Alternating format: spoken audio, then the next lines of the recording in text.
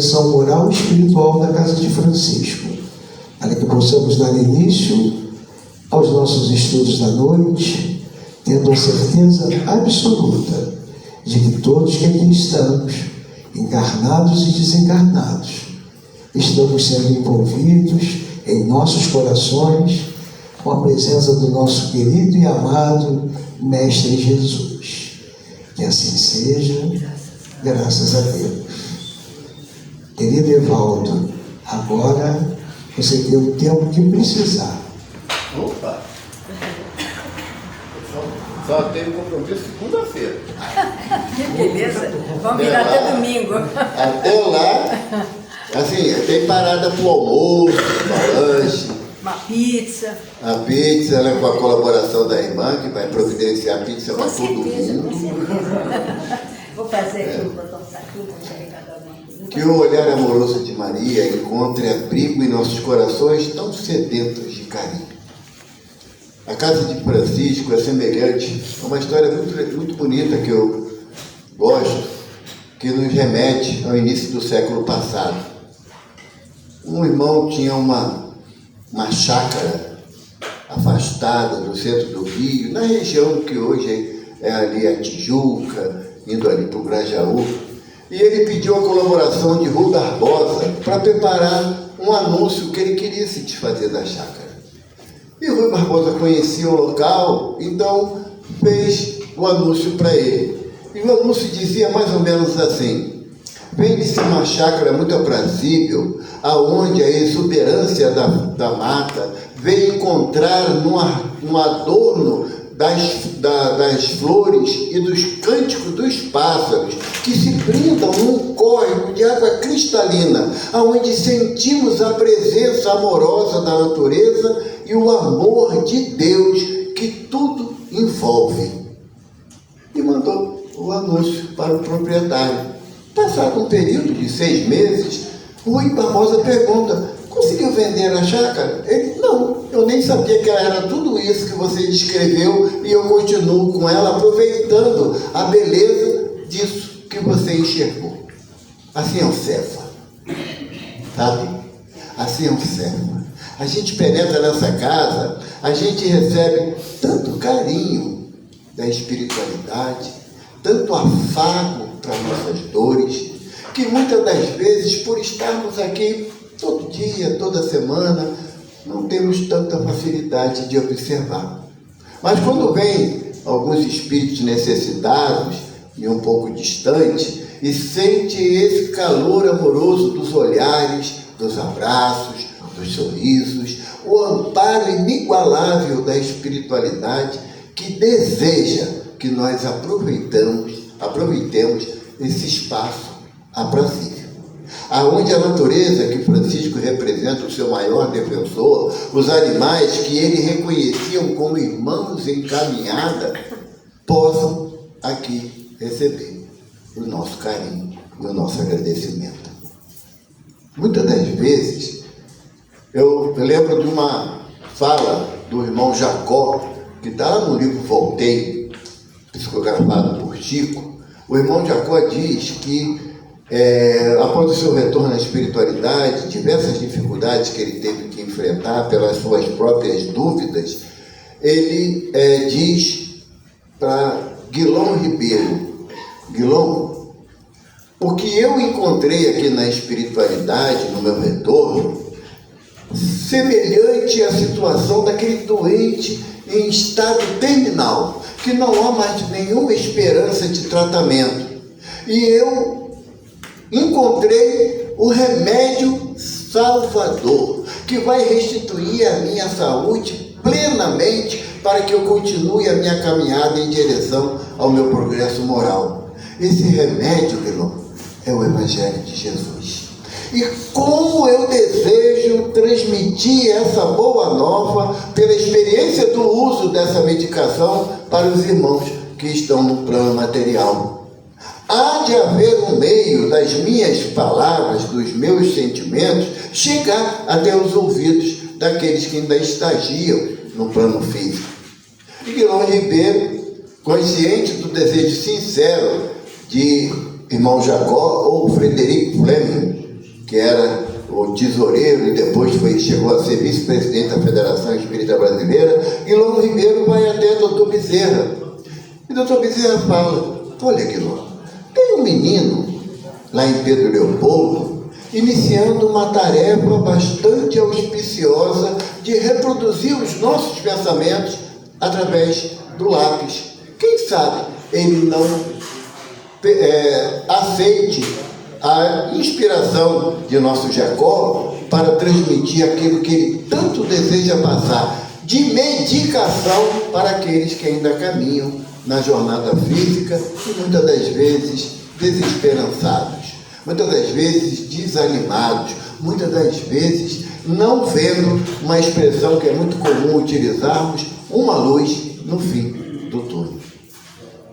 E Jacó vai a Pedro Leopoldo, acompanhado do Dr. Bezerra, e vê o jovem Francisco Cândido Xavier, na altura dos seus 20 anos, na tarefa preciosa da psicografia. E o irmão Jacó falou: bom, já que ele capta com tanta facilidade o nosso pensamento, eu posso me aproximar dele?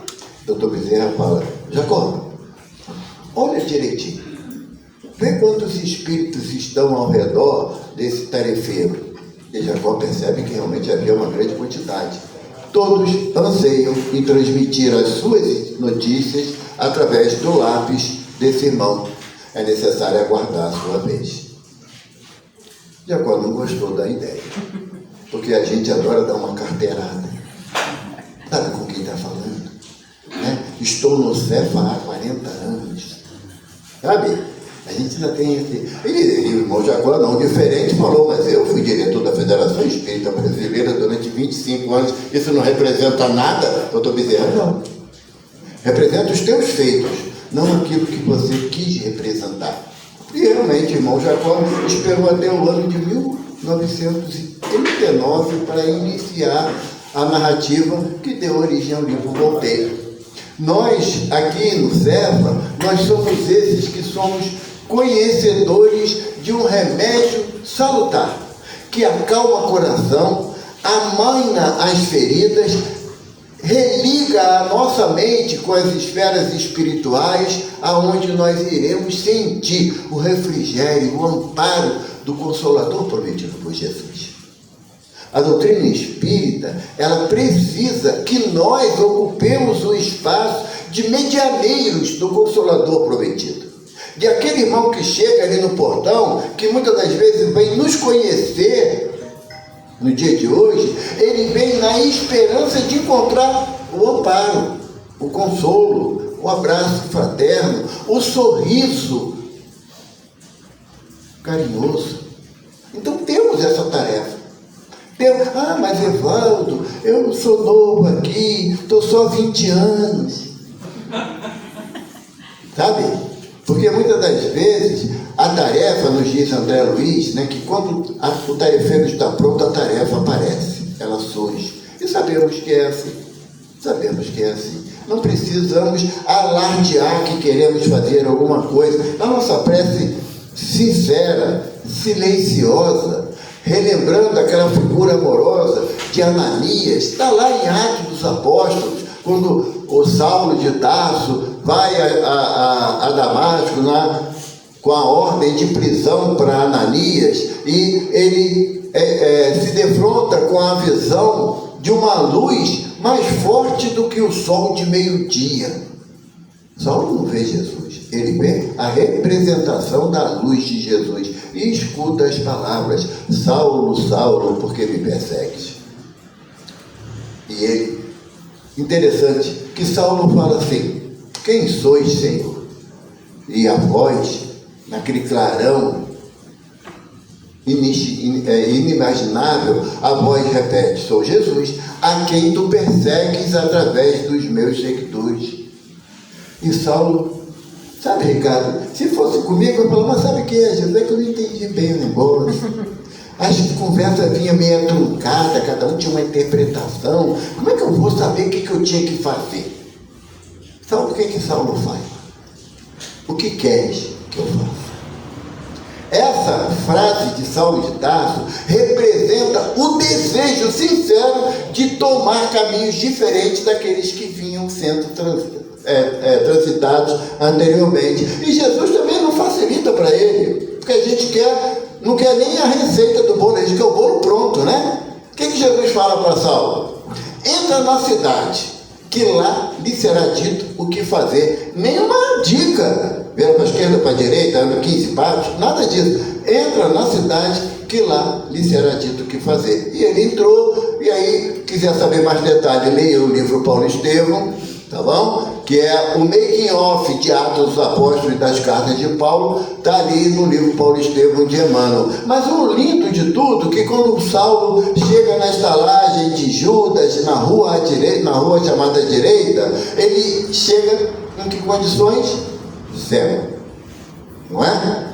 Diz a narrativa, chega cego. E lá ele espera pacientemente a ajuda que virá sem saber de onde. Já tinha sido recusado pelo amigo Sadoc, pelo pai também não quis recebê-lo. Todas as suas amizades da juventude não tinham nenhuma possibilidade de amparo para ele. Ele estava sozinho e cego. Como muitas das vezes nos colocamos diante das dificuldades que enfrentamos, nos julgamos sozinhos e não vemos ninguém ao nosso lado que pudesse nos dar a mão amiga e nos impulsionar a enfrentar a possibilidade do reconforto dos nossos corações. E Jesus vai até Ananias e fala: Ananias, e Ananias responde: eis-me aqui, Senhor. Essa frase é o que eu almejo na minha existência. E está à disposição do Cristo para a tarefa que virá. E Jesus fala: vá à rua chamada direita, lá está Saulo, e ele necessita da sua presença. Ananias fala: mas Senhor, Saulo, aquele que vem de Jerusalém, que persegue aqueles que te amam. Jesus fala: é o meu vaso escolhido. Olha a expressão do mestre: é o meu vaso escolhido. E eu tenho um segredo para dividir com vocês. Todos nós somos vasos escolhidos por Jesus para amparar aquele que caminha conosco. Ananias não esteve preocupado em julgar as ações de Saulo. Ananias não quis fazer Jesus entender que o mestre estava mandando que ele se encaminhasse literalmente para a boca do leão. Ele simplesmente diz ao mestre: eis-me aqui, Senhor. Quando viemos à casa de Francisco, é o que eu imagino que esse bom pastor deseja de cada um de nós. Estamos aqui, sabe? Cada um na sua possibilidade, cada um na sua dificuldade, cada um no seu desejo sincero de ajudar de alguma forma o plano espiritual e o plano material que aqui é dentro. De alguma forma, sabe? Eu estava fazendo uma vez um estudo numa casa aqui em Maricá, Calossi, Casa André Luiz, Organização de Orientação Espírita Cristã. E eu trazendo um tema do Evangelho segundo o Espiritismo, que falava sobre a questão das causas anteriores e causas atuais das aflições. No término da palestra, Ricardo, uma senhora chegou para mim e falou assim: hoje a sua palestra me impediu de dar fim à minha vida, porque meu filho suicidou tem 6 meses, meu filho único, e eu não vejo sentido de continuar a vida sem ele. E vim aqui com o intuito de me despedir dessa casa, e que já estava tudo programado para, ao chegar em casa, eu tomar o veneno e também morrer. Mas o Senhor me trouxe uma palavra dizendo que a vida espiritual era recheada de amor, de paz, de conquistas e de superação. Vou lutar mais um pouco. Eu falo para vocês de coração que isso me emociona, a minha existência valeu a pena. sabe? Nessa frase. E eu não falei em momento nenhum de suicídio, não falei em momento nenhum de desistência, de nada. Eu só falei, procurei falar daquilo que o Evangelho nos propõe, que nós podemos mudar na nossa trajetória. Não tem nada definido, não existe destino. Apesar, me perdoe aqueles que gostam de buscar orientações no horóscopo, mas ele não é ciência, ele não tem, a doutrina não valida aquilo que os irmãos que gostam, né, de horóscopo, de signo disso, signo daquilo, nós respeitamos, mas não tem validade doutrinária à luz do Evangelho de Jesus. Porque o senhor Allan Kardec pergunta aos benfeitores da humanidade se o homem está agindo, ele sofre a ação de um destino, de um determinismo. Os benfeitores falam que sim. Sim. Em relação à vida material, o determinismo é nascer e morrer. Já viu alguém que ficou para semente? Alguém que brotou da folha de abóbora? Nasceu pelas vias conhecidas da reprodução genética, não é? E desencarna, porque querendo ou não vamos ter que morrer, não tem opção, não dá para ficar para semente. Então, o determinismo em relação à vida material consiste em nascer e morrer. Em relação à vida espiritual, fé no futuro. Porque mesmo que você não acredite na continuidade da vida após o fenômeno da morte, você irá enfrentar essa realidade quando chegar um momento. Mas não existe destino no sentido, ou determinismo no sentido, de que eu, Evaldo, teria que casar com a Ivana. Lógico que ela passa por tão perrengue, por casar por mim, né? Alguns benfeitores já falaram que ela é uma santa, e eu tenho testemunha aqui que ouviram isso, né? É lógico, se ela é uma santa, eu sou o causador da santidade dela, do trabalho. Mas não que ela tivesse, eu tenha que sofrer ao meu lado as agruras que for, que não. Que não. Eu repito isso porque a minha geração, a geração da minha mãe, era ruim com ele. Hoje não é mais assim, não. A geração da minha mãe, caía um botão e pregava outro. A calça rasgava, fazia um servido. Hoje joga fora e compra outra. Então nós que nos cuidemos, os homens, achando que vamos ter a nossos companheiros, os nossos companheiros terão que aceitar tudo, cascata. Não tem não. Não tem não. A lei divina é uma lei de amor, justiça e misericórdia. Então é essa lei que nos rege. Essa lei, ela traz para nós uma proposta de entendimento de quem é o Evaldo na trajetória física e espiritual. Quem o Evaldo, qual é o objetivo do Evaldo nessa existência, que apenas um objetivo o Evaldo tem: do progresso moral, espiritual e intelectual. A minha casa, Centro Espírita Casa do Caminho Chico Xavier, lá em Jacarepaguá, nós absorvemos muitos ensinamentos do Chico, porque para nós é um exemplo que nós podemos seguir com a segurança de que estaremos caminhando na direção do Mestre Jesus. E o Chico diz que o primeiro ato nosso que pode redundar a nossa existência em erro, o primeiro ato é achar que nós vamos agradar a todos.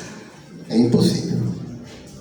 Não sei vocês, tem hora que eu acordo e não gosto nem de mim, quanto mais daquele que caminha comigo. Então não há possibilidade de eu querer agradar a todos, ser alegre, fraterno com todos, que eu vou escorregar inúmeras vezes na casca da banana do meu orgulho, da minha vaidade, da minha prepotência. Então, quando nós estamos dentro de uma casa espírita, o objetivo nosso deve ser seguir aquilo que está lá na 919, a pergunta de Allan Kardec, que ele faz ao Espírito Santo Agostinho, que diz qual o melhor meio que o homem dispõe para caminhar e progredir em relação à vida espiritual. E Santo Agostinho responde: um sábio da antiguidade já vos disse, conhece-te a ti mesmo. Eu não tenho a capacidade de conhecer o caminho de cada irmão da casa de Francisco. Eu tenho possibilidade de conhecer os meus caminhos. E à medida que eu vou me conhecendo, eu tenho a possibilidade de escolher melhor a minha caminhada. De não falar tudo o que eu penso. Porque todo aquele que diz, O meu pai, já na espiritualidade, ele dizia, sabe, Ricardo, deixei de ser branco para ser franco. Mas a sinceridade em excesso é defeito, não é virtude. Falaram para mim que é falta de educação. Falaram para mim que é falta de educação. Não, o excesso, todo o excesso é prejudicial. Não é? Porque nós aprendemos também que toda exigência, essa daí é forte, tá bom? Guarda bem no coração. Toda exigência denota uma inferioridade moral. Porque Jesus de nada exigiu a gente. Pelo contrário, a proposta do mestre é convite. Vinde, se quiseres vir após mim, negue a ti mesmo, tome a tua cruz e siga-me. Se quiseres, né, Vera? Não nos obriga. Não nos obriga. E se o mestre não me obriga, quem é Evaldo na fila do pão para obrigar alguém a alguma coisa? Tem que ser do meu jeito. É legal, vai os dois voltar para o umbral. Porque se eu fosse seguir modelo de alguém, eu era Jesus. Não sou. Logo, sou um espírito ainda extremamente necessitado que precisa reformular constantemente o meu caminhar. Nessa proposta de reformular o caminhar, nós trouxemos, claro, uma página do Evangelho segundo o Espiritismo que possa nortear as nossas decisões. E olha só, nortear as nossas decisões não é você querer escolher o caminho do outro. Não é você querer decidir sobre o caminho do outro. Eu tenho 4 filhas biológicas e mais umas 30 aí do coração, graças a Deus. Mas eu não posso mudar uma vírgula da opinião delas. Não tenho mais essa capacidade. Quando era criança, pegava pela mão, seguia os meus passos. Mas depois que toma a liberdade da idade que vai chegando, elas decidem por elas. E eu tenho a única possibilidade de decidir sobre a minha vida, sobre as minhas escolhas. E o tema escolhido está lá no capítulo 25 do Evangelho segundo o Espiritismo, que é buscai e achareis. E aí eu escolhi o item 1, na citação de Mateus, que ele diz assim para a gente, lá no capítulo 7, versículo 7 a 11. Pedi e se vos dará, buscai e achareis, batei a porta e se vos abrirá, porquanto quem pede recebe, quem procura acha, e aquele que bata à porta abre-se-á. Qual homem dentre vós que dá uma pedra ao filho que lhe pede pão, ou dá uma serpente se lhe pede um peixe? Sendo maus do jeito que sois, sabeis dar coisas boas aos vossos filhos, o que dirá o Pai Celestial pode nos dar? Vou tirar o casaco, está calor. Eu aqui também, O que dirá? A água está geladinha. Obrigado. No final, se eu beber água agora, me atrapalha. Tem uma dificuldade tem uma dificuldade muito grande. O que dirá? O que Deus pode nos oferecer sendo um Pai de amor, de justiça e de misericórdia? Qual o momento da minha trajetória nessa existência que eu bati na porta do coração do Pai para ser ajudado? Porque quando Jesus formula essa sentença, uma dedução minha, sabe, Ricardo? Jesus falou assim, bom, eu acredito que eu vou falar isso, mas eles sabem o que eles vão pedir. Não dá para pedir para ganhar na Mega Sena. Nem para poder ficar com a namorada do vizinho. Nem que o carro do vizinho ele resolva dar para mim. Não dá. Não, o objetivo, quando Jesus nos traz, é que nós já alcançamos um grau de consciência, de estabelecer as nossas normas de conduta, que nós vamos pedir a Deus, o quê? Aquilo que realmente eu, na condição de espírito imortal, eu preciso para a minha caminhada. Mas, Evaldo, está errado pedir ajuda para arrumar um emprego? Claro que não. Desde que eu não peço um emprego de alguém que já está na vaga. Aí não, aí é olho grande. Né? Um tempo atrás, alguns anos atrás, um benfeitor lá na nossa casa, ele nos fez uma proposta, e eu vou dividir com vocês, tá bom? Eu estou há 8 anos querendo encontrar a resposta da proposta que ele fez. Ele nos disse assim, imaginemos que você tem a possibilidade de estar frente a frente com nosso Senhor Jesus Cristo. Frente a frente. E tem a oportunidade de fazer um único pedido a Jesus.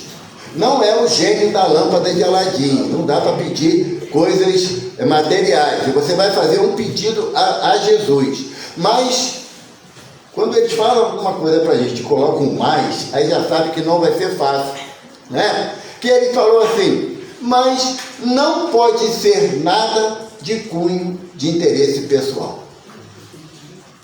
Na hora que eu vi isso, eu falei assim, como eu sou um espírito já bastante evoluído, distanciado de qualquer vício de egoísmo, eu pensei assim, eu pediria ao Senhor Jesus que a paz se estabelecesse na terra. Bonito, né? Bonito. Aí o benfeitor falou assim, esse que pediu paz, ele está pedindo paz porque ele está tendo muito dor de cabeça, o trânsito é ruim, os filhos não obedecem ele, o trabalho é exaustivo, então ele está pedindo paz, é interesse pessoal. Pronto, acabou minha graça. Porque todas as vezes que eu vou formular um pedido, eu esbarro, pelo que a doutrina me oferece, do nível de consciência que eu já tenho, eu esbarro no interesse pessoal.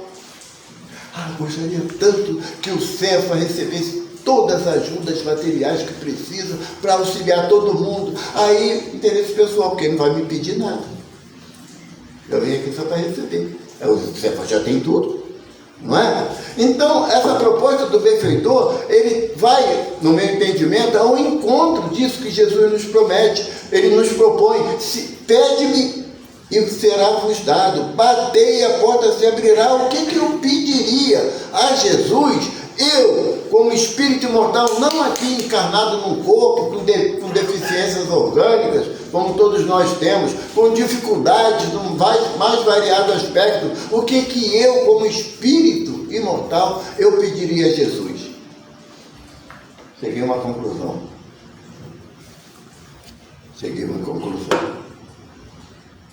Eu pediria a Jesus para vencer a mim mesmo. Porque perguntaram a Chico se ele tinha medo de alguma coisa. Ele falou, meu filho, além de morrer, você lembra aquele episódio do avião, né? Que Emmanuel falou para ele, morra com educação. Ele falou que ele não sabia o que era isso, morrer com educação. Mas ele falou, além de morrer, eu tenho um pavor danado dos monstros que eu carrego dentro de mim. O monstro do orgulho, da vaidade, do egoísmo, da prepotência, sabe?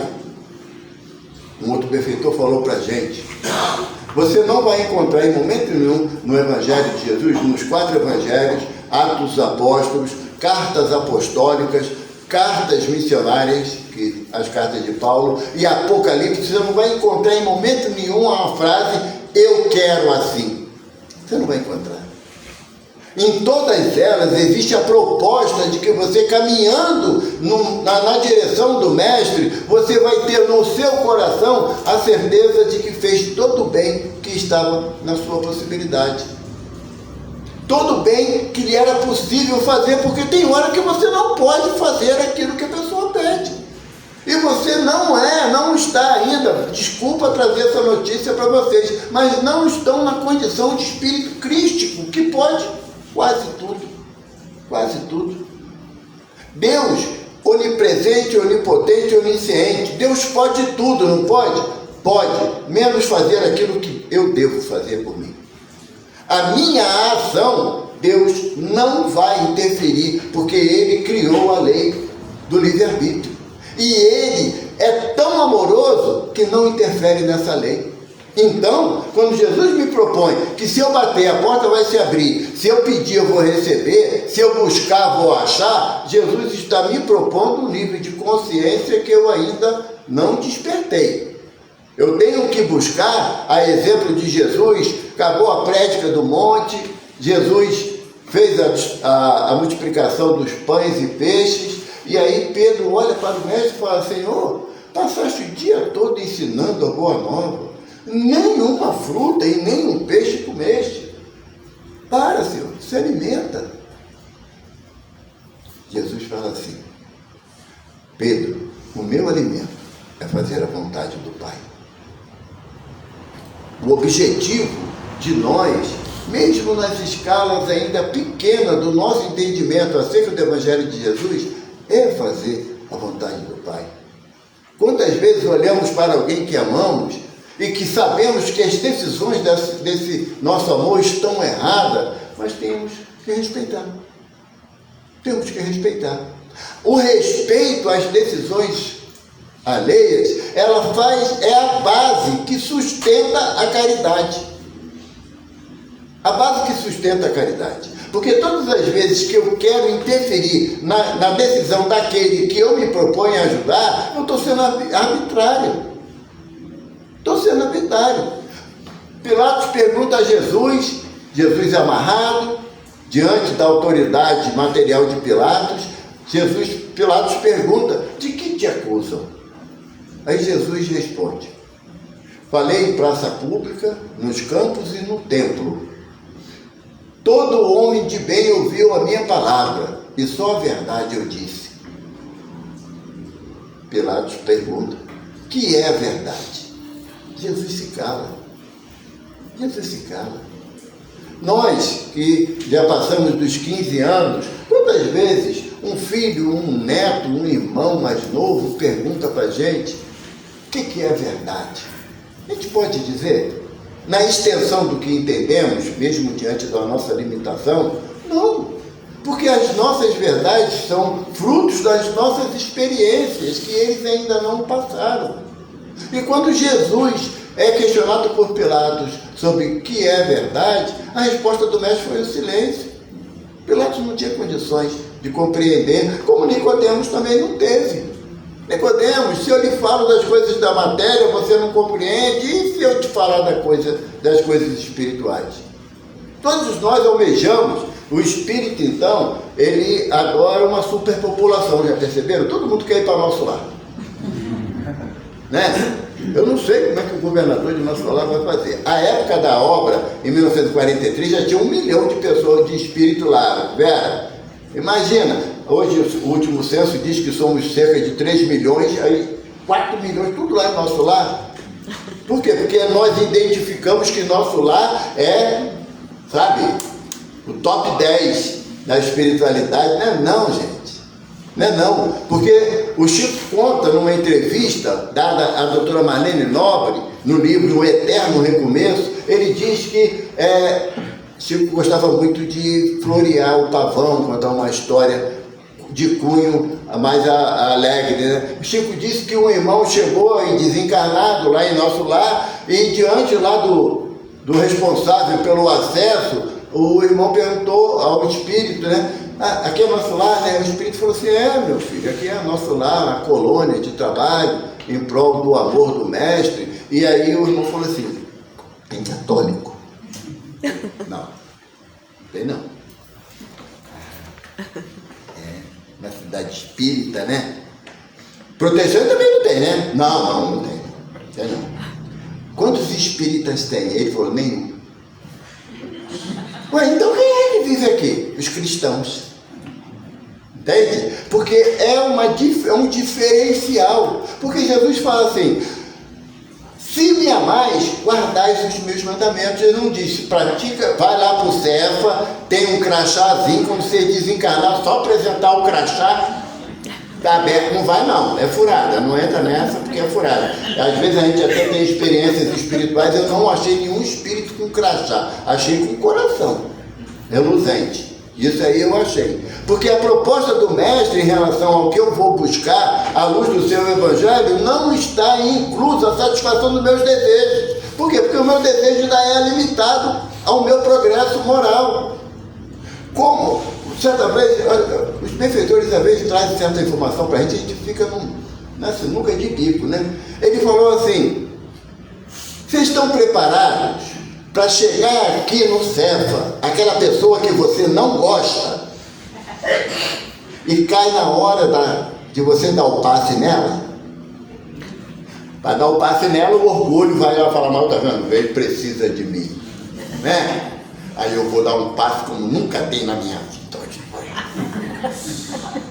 inverte, você vai receber o passe daquela pessoa que você não gosta, que inclusive já fez fofoca dela. E aí? Como é que vai ser esse passe? Você já vai de capacete, né? Para que a coisa bata e saia. Não penetre em você, porque ela não presta, a pessoa não presta. Não vai me dar nada de bom. Não é assim? Muitas vezes a gente pode analisar ou pode levar a nossa linha de conduta. Se a pessoa chegou aqui, é aquela pessoa que você não gosta, sabe? Fez fofoca de você, falou mal na rua toda, entendeu? O pessoal passa ali, ó, fulana, lembra a história dela, sabe? Essa pessoa chega aqui, ela entra aqui no Cefa, senta aqui, aí ela faz assim mentalmente: Senhor, estou na tua casa, sei que sou pecador, se propício a mim. Você vai ouvir? Não. A espiritualidade vai ouvir. Aí você vem logo atrás, senta no banco de trás e fala assim: Senhor, olha só, isso aqui está muito mal frequentado. Olha quem está na minha frente. Cadê a vigilância dessa casa que deixa entrar qualquer um? Jesus pergunta: qual dos dois foi mais rapidamente atendido na sua prece? É o bater e a porta se abrirá. É o buscar e achareis. É o pedir e obtereis. Porque nós ainda estamos muito ligados às percepções materiais, individuais.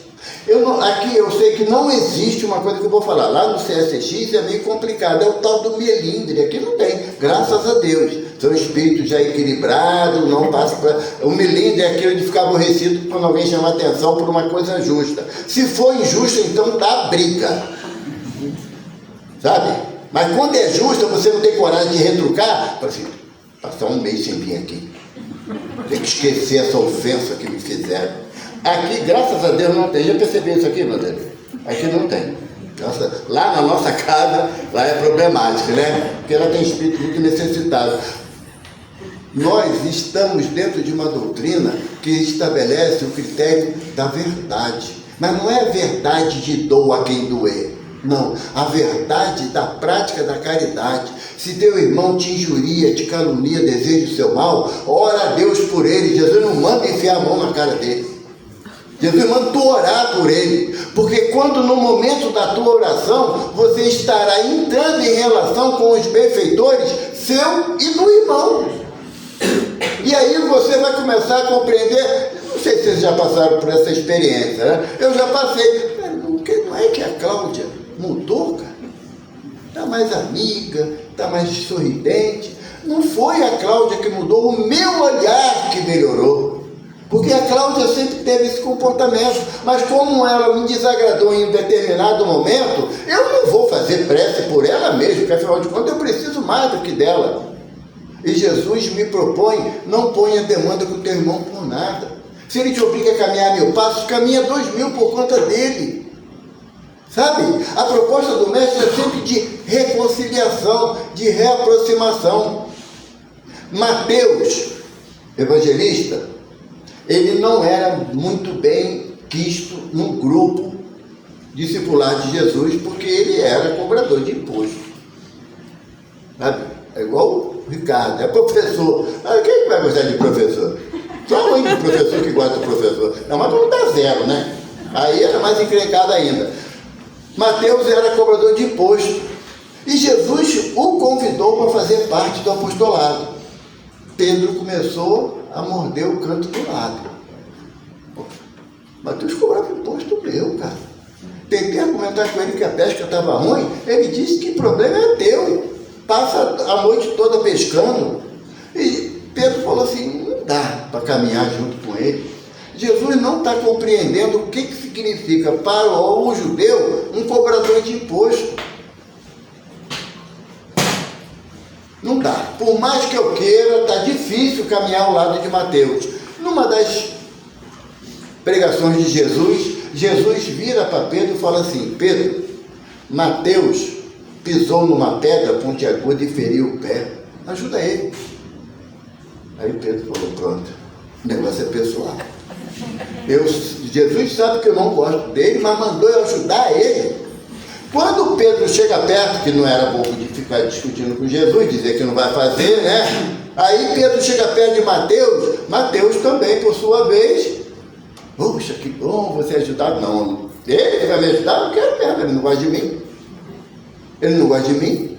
Aí Pedro falou assim, pego na força, porque Pedro era forte, era mais robusto, Mateus era mais fraquinho, porque só lidava com a parte administrativa, não carregava cesto de peixe na cabeça. Aí Pedro falou assim, pego pelo pescoço, tá arrastando por aí, Jesus não mandou ajudar, vou ajudar do meu jeito. Aí Mateus falou assim, se ele meter a mão em mim, eu tenho uma faca aqui na minha algibeira, meto a faca nele, depois eu discuto com Jesus para saber. Olha só, qualquer semelhança com um caso espírita é mera coincidência, tá bom?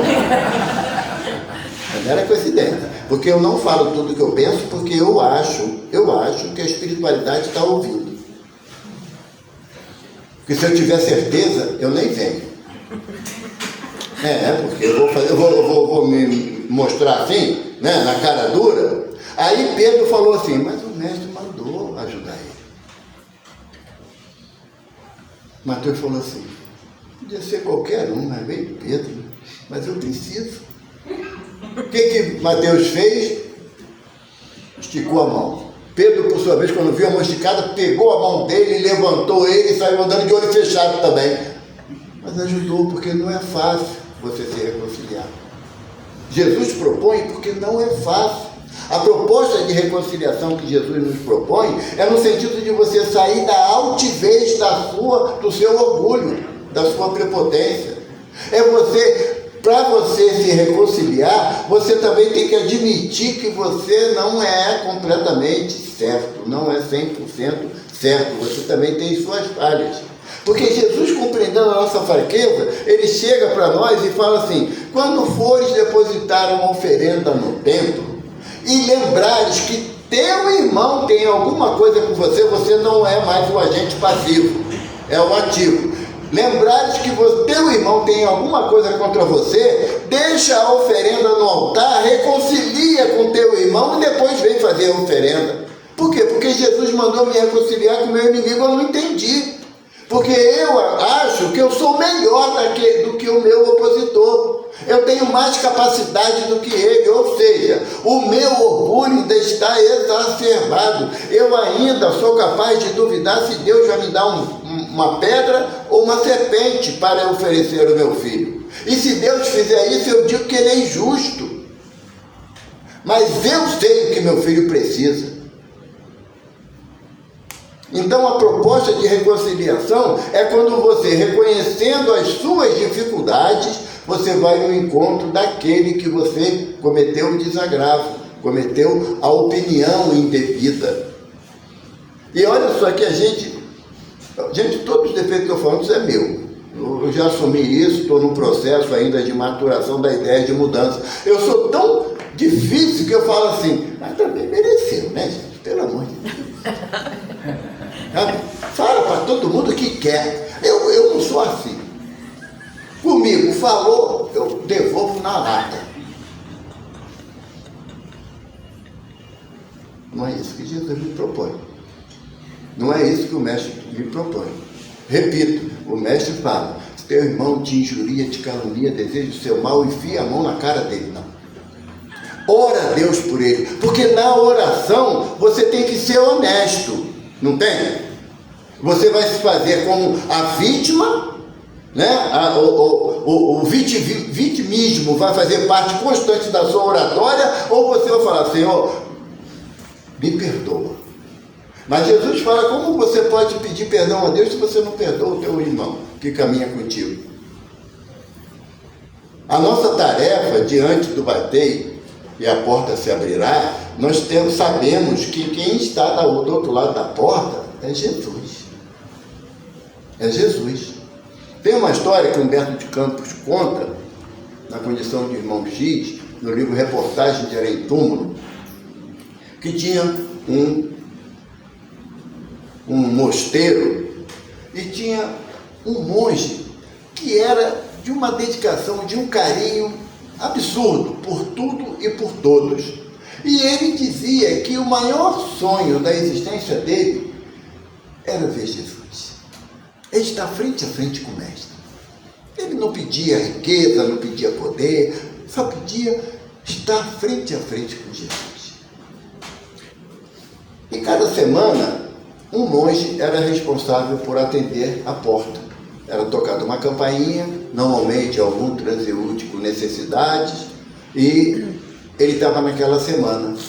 Já era o último dia da semana que ele estava no posto, atendeu inúmeras pessoas.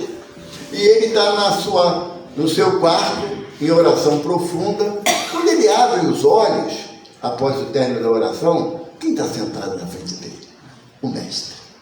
Ele cai num choro convulsivo, ajoelhando-se para beijar os pés de Jesus. Jesus fala: aquele que quer me servir tem que estar de pé. Um homem ajoelhado não trabalha.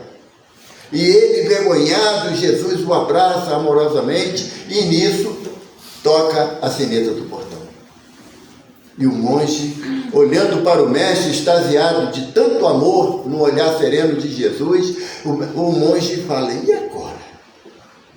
Vou atender o irmão que está na porta? Ou fico aqui com o meu Senhor e meu Salvador? E a campainha, o sino toca de novo. E ele, consciente da sua responsabilidade, ele fala: Senhor, me perdoe, mas eu tenho que atender. É um dos teus filhos que bate a nossa porta. Ele beija as mãos de Jesus e sai de coração opresso, com lágrima nos olhos. Chega lá, o irmão pede a caridade de ouvir a sua história.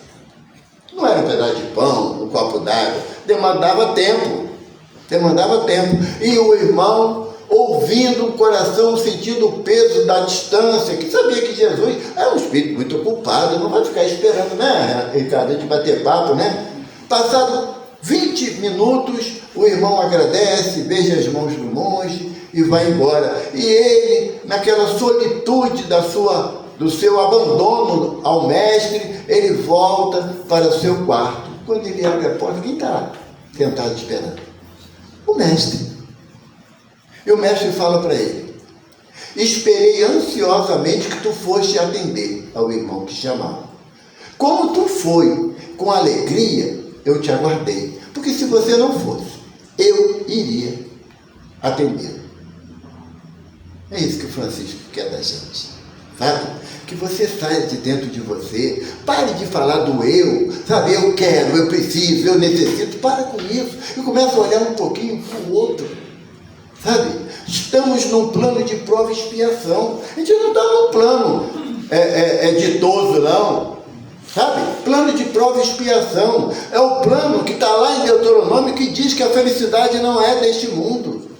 É um plano aonde você terá choro e ranger de dentes. Ah, mas graças a Deus eu não passo por essa situação. Dá glória a Deus mesmo. Mas tem aquele do teu lado que passa, e você, sendo o irmão dele, você vai socorrer dentro da possibilidade que você tenha. Não queira se arvorar naquele que tudo resolve, porque quem tudo quer, nada tem.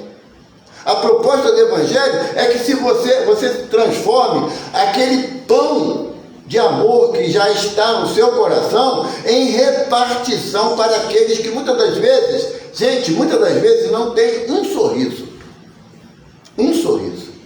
Você transita pela rua, muda teu comportamento.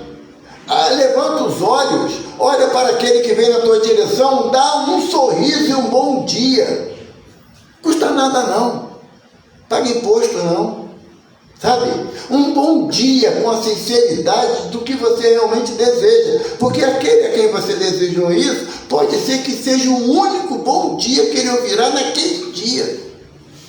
E o teu desejo de que ele tenha um bom dia é toda a felicidade que você coloca na tua palavra. E creia, ao exemplo do que aconteceu com Chico, lá em Pedro Leopoldo, ele trabalhava na venda do seu Felisbelo, não lembro direito o nome dele. E o Chico tinha tarefa no Centro Espírita Luiz Gonzaga, que às vezes ia até às 2 horas da madrugada, de receituário. Dr. Bezerra ditava André Luiz ditava através dele, Dias da Cruz, vários médicos da espiritualidade davam receituário através da mediunidade de Chico. E ele tinha trabalhado até as 2 horas da manhã, ele tinha que abrir o armazém às 6 horas. E ele, nesse espaço de tempo, ele perdeu um pouco a hora, saiu de casa, já ia chegar lá no armazém por volta de 6h15. E ele sabia que o patrão era rigoroso, ia chamar a atenção dele. Quando ele vai pelo caminho, ele olha, tem a casa de uma senhora que frequentava o Luiz Gonzaga e esteve lá na noite anterior, ela na janela. E o Chico pensou, minha Nossa Senhora, ela vai querer prosear comigo. E eu não tenho tempo. Quando Chico foi chegando perto, ele, menino Chico, para ver como é coisa, história antiga, né? Menino Chico. Menino Chico, estou te esperando aqui desde 4 horas da manhã. Ele falou assim, minha irmã, eu te agradeço o carinho, mas estou atrasado, tenho que ir abrir lá o armazém, o patrão é rigoroso. Ô Chico, faz isso não, um cadinho só de prosa. Ele, minha irmã, aí a irmã não fala, atende a irmã. Aí pronto, a irmã mentor às vezes atrapalha a gente, né? Manda fazer uma coisa que a gente não quer fazer, é um caso sério. Mas tem um pouquinho de bom senso, a gente obedece. Chico também, Chico parou, obedeceu ao Emmanuel, ela mostrou lá a receita, ela falou que não sabe juntar as letras. Parece um monte de formiguinha no papel, andando para lá e para cá, e Chico explicou a ela, era um chá disso, daquilo, para o chá, viu? Um chazinho também. E foi embora, esse Chico foi embora. A uns 50 metros de distância, a irmã falou assim, Chico, olha para trás. Chico olhou para trás, a senhorinha estava na janela, dando pé logo para ele. Saiu uma massa branca de pontinhos luminosos do peito dela, numa velocidade vertiginosa, envolveu Chico num bem-estar. E a irmã falou assim, ela desejou que você vá na paz de Deus. Agora, se tu não pare, ela deseja que o diabo te carregue. Imagina o que vem para cima de tudo. Um bom dia com felicidade, você manda uma massa de luz a quem você deseja esse bom dia. Não custa nada. Não custa nada, mas é um bom dia. Aí tem pessoas que é tímida, eu sei disso. Eu falo isso, o pessoal pensa que é gozação, mas eu já fui tímido. A primeira vez que eu fui ler uma trova de 4 linhas da Mocidade Espírita, eu não consegui ler, porque eu balançava tanto que eu não conseguia perceber o que estava escrito. Eu falei, não dá para ler não, larguei e fui embora. Não é que eu fui sentar não, Ricardo, eu fui embora da reunião da Mocidade Espírita. Esse aqui sabe disso, entendeu? Então, a timidez muitas das vezes impede de a gente praticar a caridade. O que os outros vão pensar? Não estou preocupado não. Estou preocupado com o que Jesus espera de mim. Porque o mestre sempre vai pensar o bem de mim, sabe? Jesus sempre vai acreditar que eu sou um caule de flor que ainda não brotou, mas ele vai regar com o seu amor, com a sua misericórdia todo dia, porque há de florir uma pétala que seja nesse caule robusto aqui. E eu quero dividir isso com aqueles com quem transito. Eu tenho uma filha, Isabela. Às vezes eu estou indo para a casa espírita e eu estou no telefone conversando com ela. Nós temos um trabalho lá, né, Ricardo sabe, de tratamento espiritual. Ela coordena a parte administrativa e eu estou conversando com ela no celular, indo para o centro. E eu falo, bom dia. Ela, não é impossível que tu conhece tanta gente assim. Eu falei, eu não conheço, mas um bom dia é de graça. Não custa nada dar, não é? Mas nem todo mundo responde. Não é problema meu. Não é, a minha parte eu faço. E é um bom dia. Então, para começar. É isso que é bater. A porta vai se abrir. Não tenha dúvida quanto a isso. Porque Jesus é infinitamente bom, justo e misericordioso. Ele está cheio no cesto dele de pão e peixe. Não pensa que tem pedra e cobra lá, porque não tem. E se no meu cesto ainda tem muita pedra, Jesus, ensinando a Moisés, Jesus fez Moisés tirar água de pedra. Nós estávamos, eu tenho essa coisa dentro de mim, eu acho que todo espírito estava lá no deserto com Moisés. É tudo rebelde, né? Tudo encrenqueiro, todo mundo está errado, só eu que estou certo. Os nossos irmãos católicos protestantes são tudo idólatras, nós não. Ah, André Luiz, mas doutor Bezerra não dorme. Né? A gente é diferente. Mas aí Moisés estava lá no deserto, já estava lá transitando pela dificuldade do deserto há vários anos, e povo com sede. E começou aquele murmurinho. Chega aqui no céu, só falta luz. Sabe? Calor desse, quem é que aguenta? Como é que eu vou prestar atenção na palestra? Não tem um ventilador ligado. Já podia ter comprado um gerador, né? Botar aqui, porque se faltar luz, o gerador segura. Era a gente lá no deserto, né? Lá no Egito a gente era escravo, mas tinha nada. Aqui não tem nada. Moisés estava meio aborrecido. Moisés parecia um pouco Ricardo, né? Paciência curta. Moisés falou assim: vou orar ao Senhor e vou conseguir água. Aí a gente fala assim: está me tirando, meu? Estamos no deserto. Aí o Senhor falou assim: fale com as pedras e ela te dará água. Está no texto lá do Êxodo. Aí Moisés, já tá tanta reclamação na cabeça dele, sabe o que Moisés fez? Pegou o bastão, deu 2 pauladas na pedra, a água jorrou, foi aquela felicidade toda. Aí Deus falou assim: foi isso que eu falei? Não. Ele está conversar. É como um benfeitor espiritual fala assim: vai lá, orienta o irmão. Ó, tá fazendo tudo errado. Não há jeito, eu já te falei. Toda vez eu falo a mesma coisa, tu faz tudo errado. Não foi isso que o mentor mandou falar, mandou conversar. Moisés chega até a terra prometida, lá no alto do monte. O que acontece? Moisés entrou na terra prometida? Josué que entrou dirigindo o povo. O que Moisés aconteceu com ele? Deus falou assim: tu não bateu na pedra? Agora vamos conversar nós dois. É o que pode acontecer com a gente na casa espírita. Não, Francisco de Assis era rigoroso. Mentira. Mentira. Quem conhece a história de Francisco, era o amor na personificação humana representando Jesus. O pai dele, seu Pedro Bernardoni, passava em frente a Francisco na fase que ele estava pedindo esmola, que ele pediu o que de esmola mesmo? O Espírito respondeu. O Espírito respondeu. Escutou? Pedra. Ele pedia pedra de esmola, ele não pedia dinheiro, pedia pedra, porque era para reconstruir a minha igreja. Então ele entendeu que era pedra. E aí o pai dele passava e ele tinha um companheiro de petistório. E ele combinou, toda vez que alguém desse comida ou desse dinheiro, ele dava para o companheiro, porque ele precisava de pedra. E o pai dele passou, o pai dele falou assim para ele: amaldiçoado sejas tu que me envergonha diante de toda a cidade. Francisco virou para o companheiro e falou assim: meu pai está doente. E todas as vezes que ele me amaldiçoar, você pode me abençoar? E o pai passava e amaldiçoava. E o companheiro falava: Deus te abençoe, pois és um servo do Senhor. Um bom dia é ser servo do Senhor. Graças a Deus.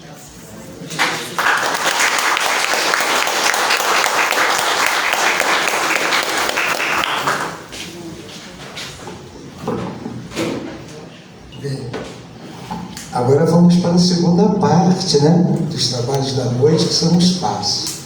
Os passos não são obrigatórios, mas aqueles que desejam receber o passe, quem é que vai fazer o caminhamento? Francisco. Roberto, é você que vai caminhar para o passe? Francisco.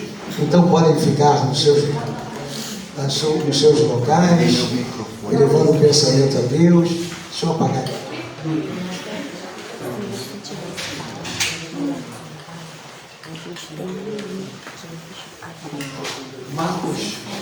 Marquinhos, apaga aí atrás, por favor.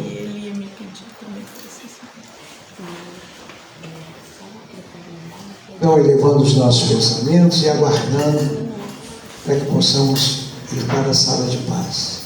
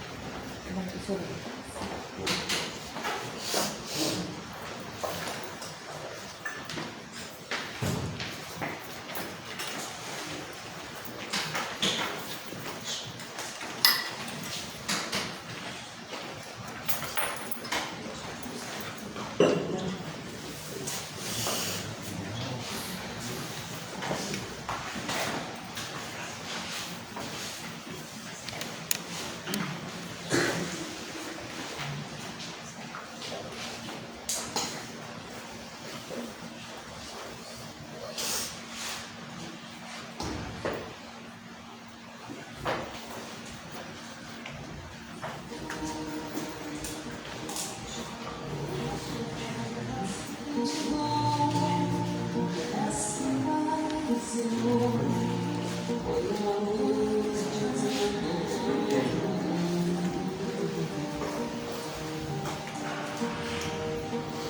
a terra sente dor, essa confusão foi